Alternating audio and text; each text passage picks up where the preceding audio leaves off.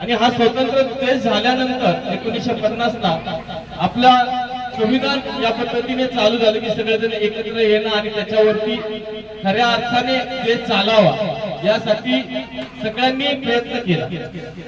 हा प्रयत्न आपण जर पाहिला तर आज आपल्या देशाचं भूषण म्हणून आज आपल्या ठिकाणी आमचे परममित्र कर्नल भरत कुंभार हे आहेत. देशासाठी काय करावं लागतं आणि कशा पद्धतीने लढावं लागतं, अशा पद्धतीने कुटुंबाला हरवावं लागतं आणि देश सेवा कशी केली जाते या अशा व्यक्तींकडनंच आपल्याला शिकायला मिळतं.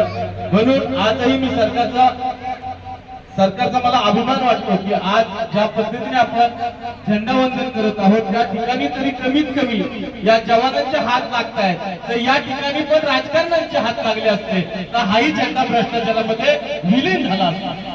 परंतु खऱ्या अर्थाने या देश सेवामुळे जे देश सेवा करतात त्यांच्यामुळे हे आजही आबाधित आहे. आणि आज या ठिकाणी तुम्ही सर्वांनी पद्धतीने कार्यक्रम केला, पॅरेंट्सही सर्व या ठिकाणी उपस्थित आहेत. आपल्या मुलाला आजपासूनच शिकवण द्या की देश सेवेची, आपल्या आईवडिलांची सेवा करायची आणि खऱ्या अर्थाने जर काही करायचं असेल तर जाऊन पुढे काही नाही केलं तरी चालेल, पण भारत देशाचा वारसा टिकवण्याची त्याला आजपासूनच शिकवण द्या.